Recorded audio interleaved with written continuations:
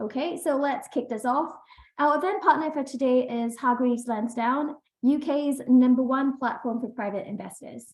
Whether you're just starting out or an experienced investor, Hargreaves has a range of accounts and content to give you the tools and knowledge to invest with confidence. And today, I'm excited to have Hargreaves Lansdown's Head of Marketing Campaigns and Content, Maike Currie, with us. Maike heads up Hargreaves Lansdown's content and campaign teams. Her role is to provide strategic direction on all targeted communications and content, driving engagement and deepening relationships with their clients. Maike is well-versed in talking to self-directed investors about markets and money, and she's also a leading industry voice on the importance of encouraging more women to invest. It's so good to have you with us today, Maike. How are you doing? Hi there. Thanks so much for having me on. I'm really well, and I'm very excited to join all of you Finimizers today. I'm also very excited about today's topic, and I think it's going to be relevant for most, if not all of us women here today, pensions and investing. So let me first dive in with our first question. Maike, we know that women invest less than men. And over a long period of time, we're going to end up with a generation of women who are less prepared for retirement. Can you give us an insight into, firstly, why women invest less than men? And secondly, what needs to change? Thanks, Theodora. So to me, really, money is a feminist issue. And to us at HL, money is a feminist issue too, because when it comes to money, women and men are not starting from the same place. There are deep gaps that have been created by history and society that need to be addressed. Now, we're all well familiar with the gender pay gap. We know that since 1970, it's been illegal to pay men and women differently for doing the same job because of the Equal Pay Act. But many decades later, we know that gender pay gap still exists. But beyond that, there are other penalties like the motherhood penalty, which sounds like a terrible term because we might think having a child should be a really exciting moment in our lives. But in fact, often having a baby is the biggest financial blow that women might suffer to their careers, their chances of a pay rise, a promotion, and the like. And then the so-called good daughter penalty. And what I mean by the good daughter penalty is the fact that it's often women who take career breaks to care for a sick or elderly relative. And then in recent years, we can add a fourth penalty to that, and that's the COVID-19 penalty. We know that COVID-19 spared no one in terms of its wrath, its physical and mental strain, but it really impacted women a lot when it came to workforce participation, healthcare, access to different areas and the like. And really, what we've got at the moment is the fact that women are great savers. And I'm not just making that up. We have figures from HMRC that shows that overall, women hold more in cash ISAs than men do. Now, if you consider the fact that we get paid less and we face those penalties, that really is brilliant. But when it comes to investing, so when we look at stocks and shares ISAs, women hold less than men. Women shy away from investing. And that really is a problem, because ultimately, if empowerment means to give power, whether we like it or not, money has power, and it enables us to have choices and freedom, which is one of the reasons why we've launched our Financially Fearless initiative. And I can share a few slides with you if you like. Yeah, please do, Maike. Sure, let me bring those slides up and just give me a thumbs up or raise a hand if you guys can see those. I'm going to run the slideshow from the beginning.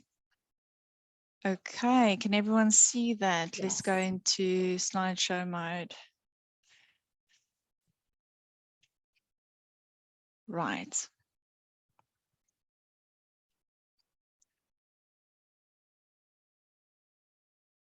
All right. Is that up, Theodora? Can everyone see that? Yes, it's up. Brilliant. So I mentioned those gaps, right? We've got the gaps around the gender pay gap. We've got the motherhood penalty, the gaps brought on by the COVID-19 pandemic, and the good daughter penalty. the reason why we launched Financially Fearless is, I hope you got, is to really create a community where women can find expert content. The slide's moving on. Yes, we can see. Okay, great. Brilliant. So to find a community, and if you guys want to use the QR code there, we've got expert content, we've got lots of stories, we've also got an Instagram page where we really want to share those investment ideas. But crucially, we also want to talk about the gender pension gap. Now, what's worrying about the gender pension gap is that it's much larger than the gender pay gap. When women reach retirement age, on average, they have £100,000 less in their pension pot than their male counterparts. And this really matters because obviously your pension pot determines the quality of life that you have in retirement. And if we really drill into the details of why does that glaring gap exist, that's where it gets particularly insightful. And you might argue that it's down to the gender pay gap. And yes, the gender pay gap has an impact. If we think about the gender pay gap on average being around 16%, its impact on our pension pot is around double that at 28%. But overwhelmingly, the biggest contributing factor is career breaks. It's not that we participate less in pension. It's not that we take early retirement. It's not that we put less in our pots. It is the fact that we take career breaks. Now, you and I both know, Theodora, that those career breaks are not, sunning ourselves on an exotic beach somewhere. It's not traveling around the world. Those career breaks are either to raise a family, to care for a sick or elderly relative, or to go part-time. But there is a price to pay, and the price really is in the pension pot that we end up with in the long term. And why does it matter? Well, the numbers are glaring, really. If we look at the state pension, there is 1.2 million women out there who will enter retirement with only their state pension to rely on. And we know that on average, women live longer than men. And even the most frugal of us, right? Apologies, are you seeing my emails pop up? I might just close that. Or are you seeing the slideshow? No, we're just seeing the screen. So okay, brilliant. Okay, so on average, women outlive men. At older age, there's 7 out of 10 people who are over 90 who are female, and 50% more women heading into retirement without pension savings than men. The thing we really need to think about really is in terms of our retirement years as the accumulation and decumulation years, okay? So if you think about relying solely on the state pension, you will have to have an annual income of £10,600 a year. Now, even the most frugal of us will struggle to survive on that. But to get that full state pension, the one thing that no one talks about is that you need 35 years of full national insurance payments. To get some state pension, you need to pay 10 years of national insurance to get to that point. Now, there are 2 distinct phases in our lives. The accumulation years, when we start working in our 20s and we accumulate savings that will last for our decumulation phase, retirement phase. Here's the issue. In that accumulation phase, women need to contend with challenges and considerations that impact our accumulation years, childcare, career breaks, the COVID-19 pandemic. There are lots of reasons why women's pension contributions can be smaller than men's, but the main thing that we can do to close that pension gap is to invest over the long term and to start as soon as we can and invest what we can. So how can we close that gap? Going on to the next slide. Well, there are various different ways. You can maximize employer contributions. You can uplift contributions annually when you get a pay review. That is a really good habit. Be very cautious about taking contribution breaks where possible, things like maternity leave. If you do take significant time off work to care for children, remember that your partner can pay into your pension up to £2,880 and the government will top that up to £3,600. The most important thing really is to recognize and to realize that you are an investor. Today's pensions are largely underpinned by investments. So whether you know it or not, you are an investor, and taking ownership and really understanding where your pension is invested is very, very important. Now, what are the key points to really powering your pension? I call this Maike's hierarchy of money, similar to Maslow's hierarchy of needs, for those of you who've done a bit of sociology. So the core building blocks that you really need to get in place to build that financial resilience. First and foremost, you need to start with an emergency fund as soon as you can, because you never know when you might need that for an unexpected expense or when life throws you a curveball. It is absolutely essential for your short-term resilience. That really is your safety net. But beyond that, we all need to make our money work harder. So selecting the wrapper that is right for you. And I'm talking here about stocks and shares ISA, as I mentioned. We still shy away from those. We prefer cash ISAs, and a self-invested personal pension right up there, a private pension. Both of these tax shelters have arguably become more valuable since the autumn statement, where there were significant cuts announced to the dividend allowance and the capital gains tax allowance. So if you can wrap your money within a self-invested personal pension or an ISA, you're already getting that protection and that growth. Now, SIPs for me are probably about as sexy as it gets when we are talking about pensions. And the reason that they are is because you get free money in essence. SIPs stand for self-invested personal pensions. And the government will top up what you put in every year. We know that the contributions have changed. So every year you can contribute up to £60,000 in line with how much you earn. And the first thing to note, though, is that if you're a basic rate taxpayer, you will get free money. And when you put the money in, automatically your provider will top that up. Higher rates taxpayers get even more, but that will be done through your self-assessment. Another question I often get asked is whether people can get more out of their self-invested pension plan. What can you do to really supercharge, to boost that personal pension? Well, the first thing is to keep costs low. Remember, this is a long-term investment. So look at where that SIP is invested, look at the fact sheets of those investments, and look at the costs that you're paying. Make sure that you're well diversified. We know that is a core element of good investing, and adopt a core and satellite approach. Perhaps the core of your portfolio could be in passives, and the satellites could add a bit of spice, exposure to emerging markets, gold, infrastructure, property, or the like. And then finally, key thing to remember is that few of us will stay in the same job for all of our careers. So you could have pension pots from previous employments dotted all over the place, and a SIP is a really good vehicle to consolidate all of those pensions together. That will give you a sense of how much you have and whether it is enough. And then finally, the question that I often get asked is, how do I know whether I'm saving enough? Well, the answer really lies in what lifestyle you want in retirement, and everyone's lifestyle is different. So it is worth having a think about your retirement and what it might look like. There are plenty of projection tools available to help. On HL's website, we have a pension calculator, which is really useful. But this rule of thumb that I often talk to people about is a really useful way to know if you're on track. So let's say you're earning £40,000 a year and you would like a similar income in retirement.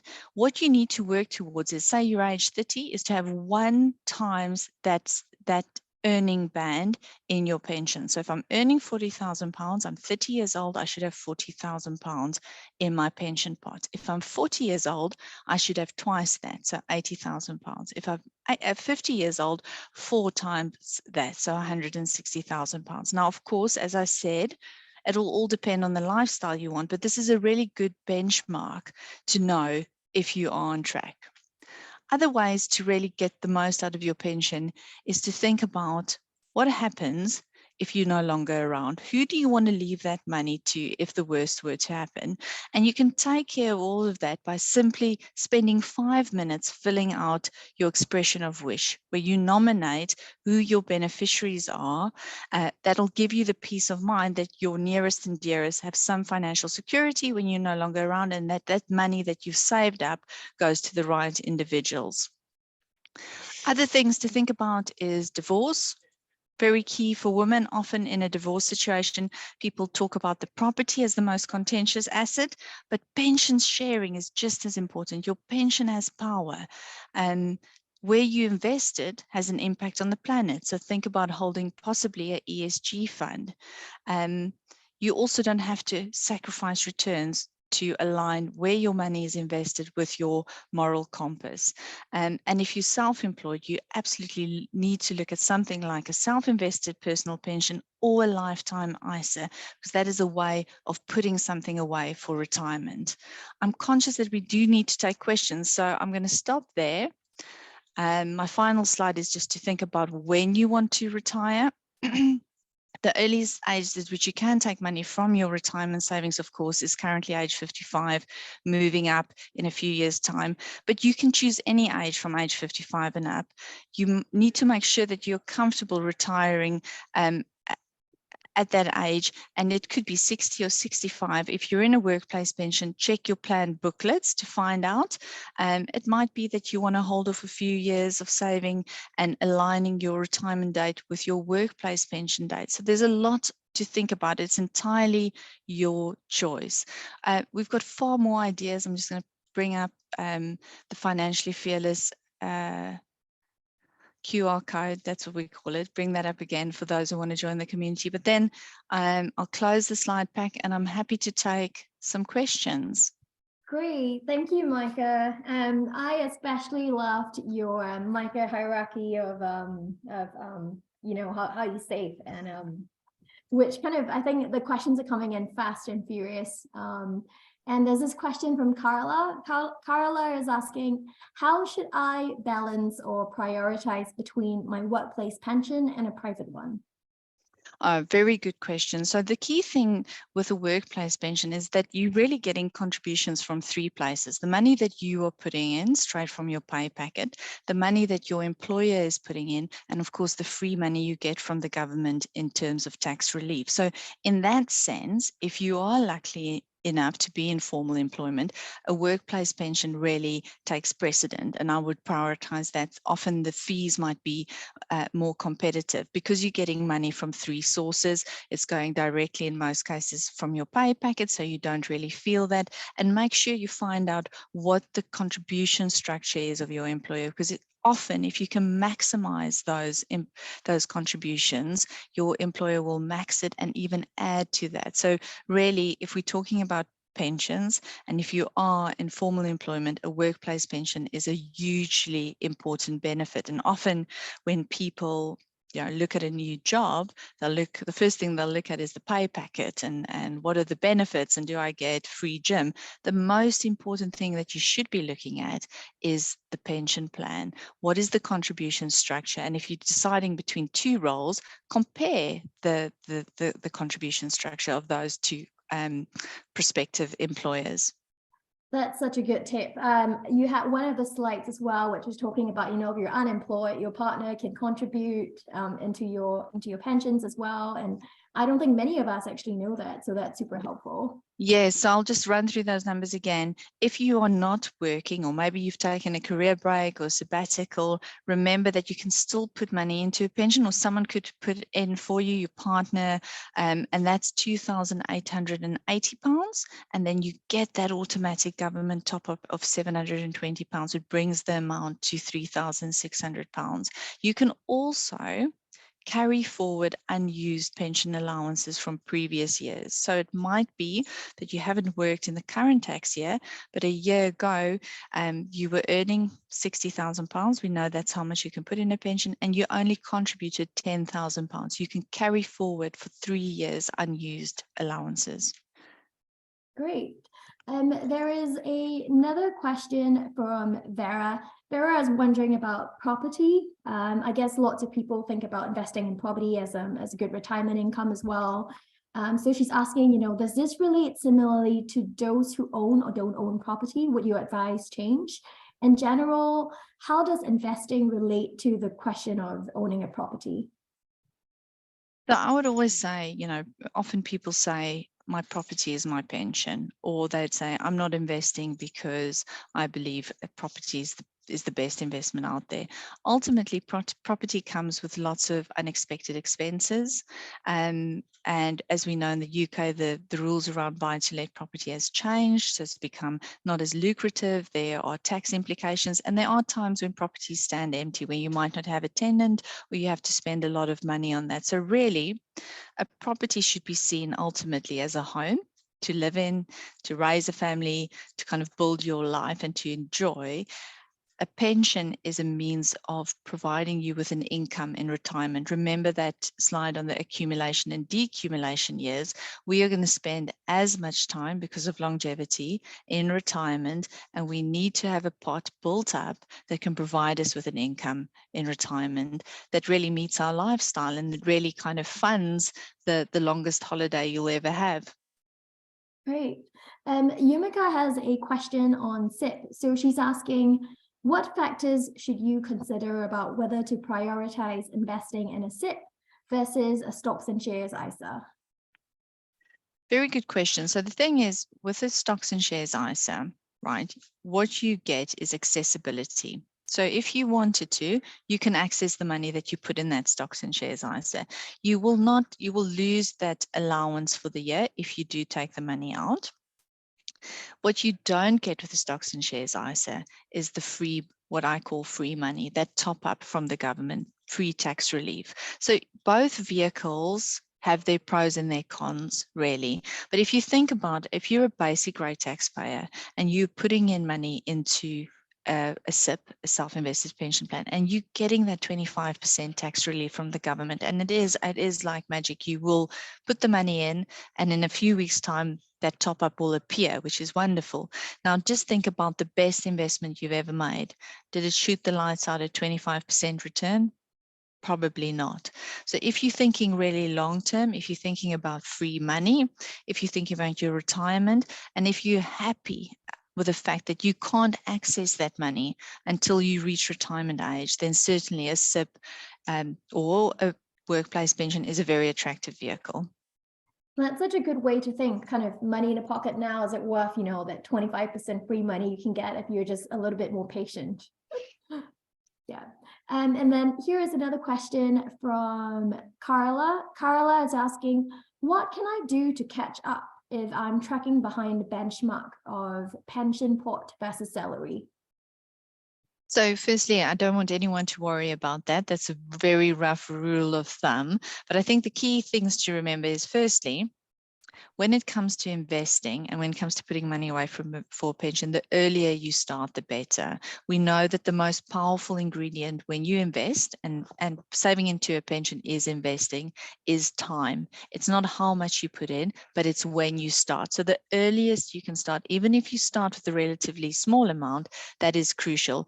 If you are making up for last year's, remember that carry forward rule, that you can carry forward allowances of previous years in line with what you were earning for that year. If you weren't earning, make use of that £2,880 to just get that kind of little injection into your pension pot, and then consolidate. Sometimes you might find, I've got nothing in my pension, I'm not nearly near those benchmarks, but you might have had employments dotted here and there, and services like the government's pension tracing service can help you find those lost pension pots, however small.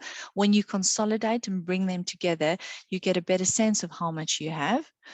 The only caveat I would say is some older pensions, really older pensions, come with guarantees, and you just need to check that you're not giving up some attractive guarantees when you do that kind of pension consolidation. Right. Okay, that's helpful to know, because Leah had one of those questions as well. She has a slightly different angle. She's asking, she's saying that we change our jobs quite a lot, therefore we have multiple pension pots. She's read somewhere that if you have a pension pot below 10 grand, then you're best not combining it with your other pots. But if you have multiple pots between 10 to 20 grand, then would it be best to combine those? That's a good point. So we've got something known as the small pots rule, where smaller pots can be accessed. So if you are thinking about that, but ultimately you've got to think about that small pot in time when you access it. At retirement age, it might have grown past the 10K threshold. Ultimately, as I said, to really get I mentioned the state pension. If you paid 35 years of full national insurance contribution, so you'd be in formal employment for 35 years and you got the state pension, which is around £10,000, the equivalent pension pot you would need to provide you with that state pension is, depending on whether you buy an annuity or you live off the natural yield return from your investment, is really huge. It's somewhere between a pot of 200,000 and £300,000. So we do need to work on building up that pot. Great. KM is asking, KM was really interested about what you talked about just now regarding the carry-on forward allowance. And quite a few people wanted to ask you to explain a bit more about how this carry-on forward allowance works in practice. Okay, so carry forward allowance is a means of, for the past 3 tax years, where you haven't used your full allowance. So the allowance, the pension allowance, is every year you can put a maximum of £60,000 in a pension, or in line with your earnings. So let's say you earn £35,000, you can't put in more than how much you earn, £35,000 into a pension. Now it could be that the last year I was earning £35,000, but I only put £10,000 into my pension. I can carry forward that unused £25,000 and I can use it in the current tax year. So it's very important to look back, because obviously as we roll into the next tax year, you lose that last of the 3 years. So it's a useful one to look back at. Great, that's so useful. I think we might have time for one last question. We've got a question from Ari. Ari is asking, is it dangerous to not invest in a pension because you can get better returns in other investments like property or ISAs? Yeah, the short answer is yes, because we need to realize that when we reach retirement age and we no longer work, we need to have enough in a pot. A workplace pension, often the investment options within that are vetted. These would be lifestyling options, really well diversified investments, and it's worth looking in under the bonnet of your workplace pension and seeing, oh, maybe I'm in this fund and the charges are a bit high, I could switch into a tracker fund or something that is has more competitive costs attached to it.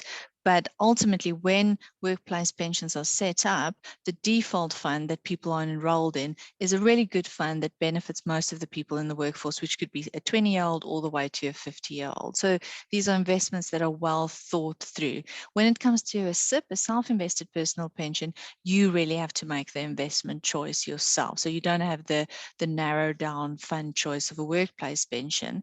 And when you're thinking about the investments there, as I mentioned, things to think about are the importance of diversification, maybe looking at a global tracker, the importance of keeping costs down, and the importance of really checking in on your investments every now and then.